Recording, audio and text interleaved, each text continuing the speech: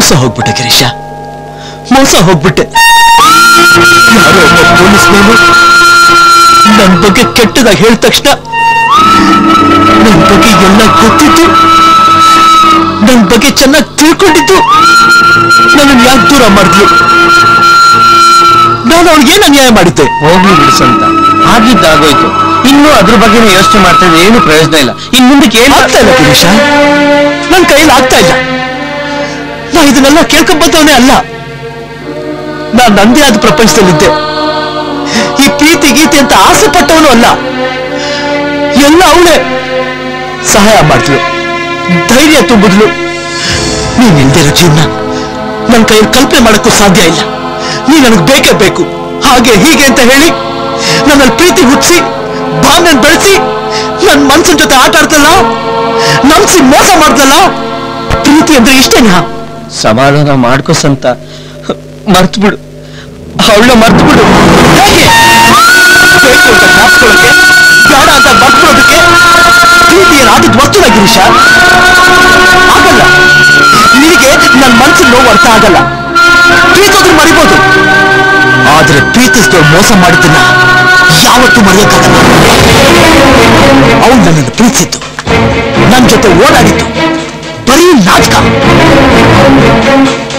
ಅವಳು ನನ್ನಿಂದ ದೂರ ಆದ್ಲು ಅನ್ನೋ ನೋವಿಗಿಂತ ನನಗೆ ಮೋಸ ಮಾಡ್ದಲ್ಲ, ನಾನು ಇದನ್ನ ಮನೆಯಲ್ಲ. ಸಾಕು ಸಂತ, ಮಾತಿಗೂ ನೀನು ಮೋಸ ಮಾಡಿದ್ಲು ಅಂತ ಇದೆಯಲ್ಲ. ನಿನಗೆ ಅವಳು ಮೋಸ ಮಾಡಿಲ್ಲ. ಏನ್ ಹೇಳ್ತಾ ಇದ್ಯಾ? ಅವಳು ಮದುವೆ ಮಾಡ್ಕೊತಾ ಇದ್ದಾಳೆ ಅಂತ ಗೊತ್ತಾಗಿದ ತಕ್ಷಣ ನಿನಗೆ ಅನ್ಯಾಯ ಆಗ್ತಿದ್ದಿಲ್ಲ ಅಂತ ಅವಳ ಹತ್ರ ಹೋಗಿ ಯಾಕೆ ಹಿಂಗ್ ಮಾಡಿದೆ ಅಂತ ಕೇಳ್ದೆ. ಅದಕ್ಕೆ ಅವಳು ಏನ್ ಹೇಳಿದ್ಲು ಗೊತ್ತಾ? ಪ್ರೀತಿಗೋಸ್ಕರ, ಸಂತನ್ ಮೇಲೆ ನನಗಿರೋ ಪ್ರೀತಿಗೋಸ್ಕರ ಗಿರೀಶಣ್ಣ. ಏನಮ್ಮ ಹೇಳ್ತಾ ಇದ್ಯಾ? ಸಂತನ್ ಮೇಲೆ ಪ್ರೀತಿ ಅಂತ್ಯ, ಇನ್ನೊಬ್ಬನ ಮದುವೆ ಆಗ್ತಾ ಇದ್ಯಾ? ನಂಗೊಂದು ಅರ್ಥ ಆಗ್ತಾ ಇಲ್ಲ. ನನಗೂ ಅರ್ಥ ಆಗ್ತಿಲ್ಲ ಗಿರೀಶಣ್ಣ.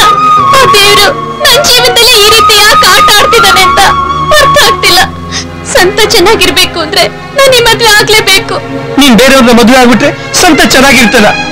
ಅವ್ನು ನಿನ್ನ ಎಷ್ಟು ಪ್ರೀತಿಸ್ತಾ ಇದ್ದಾನೆ ಗೊತ್ತಾ ನಿನ್ಗೆ? ನಾನು ಅವನಷ್ಟೇ ಪ್ರೀತಿಸ್ತಾ ಇದ್ದೀನಿ. ಆ ಪ್ರೀತಿಗೋಸ್ಕರನೇ ನಾನು ಇವತ್ತು ಈ ತೀರ್ಮಾನ ತಗೊಂಡಿದ್ದೀನಿ.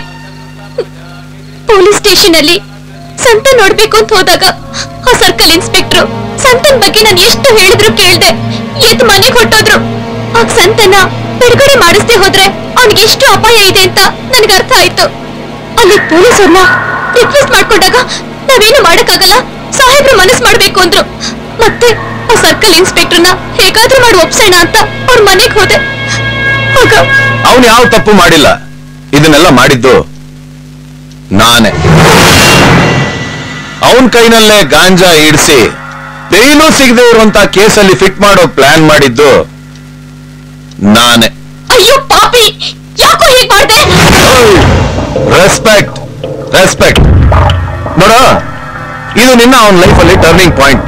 ನೀನ್ ಹೀಗೆಲ್ಲ ಎಮೋಷನಲ್ ಆದ್ರೆ ಮಿನಿಮಮ್ 4-5 ಕೇಸ್ ಅವನ ಮೇಲೆ ಫಿಟ್ ಮಾಡಿ 15 ವರ್ಷ ಜೈಲಲ್ಲಿ ಕೊಳೆಯಾಗಿ ಮಾಡ್ಬಿಡ್ತೀನಿ.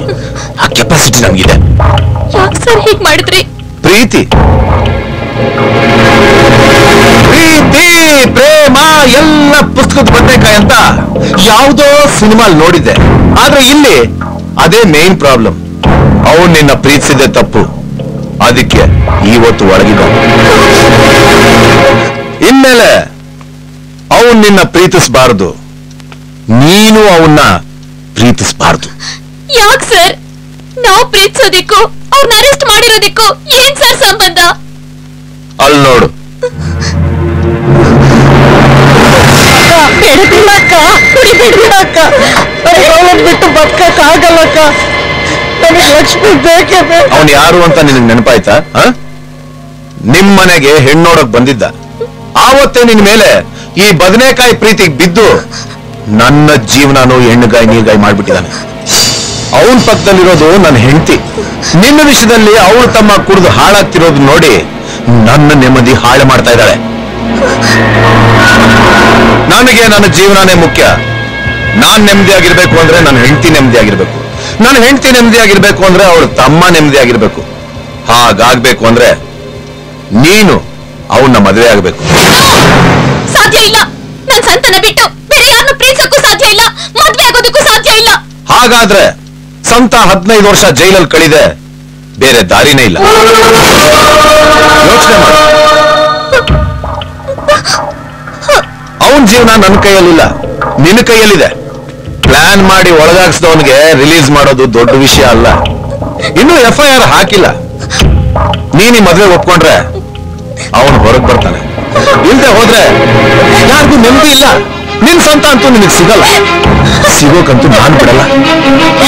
ನಿನಗೆ ನೀನು ಪ್ರೀತಿ ಮುಖ್ಯನೋ ಅಥವಾ ಸ್ವಂತ ಜೀವನ ಮುಖ್ಯನೋ ನೀನೇ ಡಿಸೈಡ್ ಮಾಡಿ.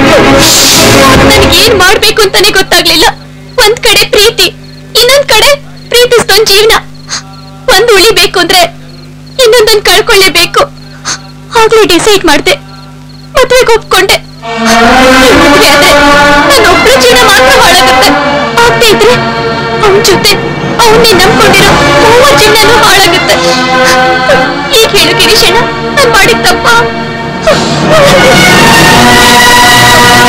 ಕೇಳ್ಕೊಳ್ಳೋದಿಷ್ಟೇ, ದಯವಿಟ್ಟು ಈ ಮದ್ವೆ ಮುಗಿಯೋವರೆಗೂ ಈ ವಿಷಯನ ಸಂತಂಗ್ ಹೇಳಲ್ಲ ಅಂತ ಮಾತ್ ಕೊಡು. ಆಯ್ತಮ್ಮ.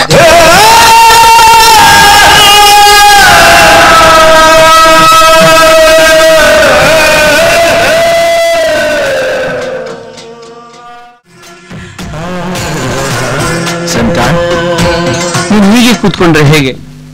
ನೋಡು, ಲಕ್ಷ್ಮಿ ನಿನ್ ಬಾಳಲ್ಲಿ ತಂಗಾಳಿಯಾಗಿ ಬಂದ್ಲು, ತಂಗಾಳಿಯಾಗಿ ಹೊರಟೋದ್ಲು.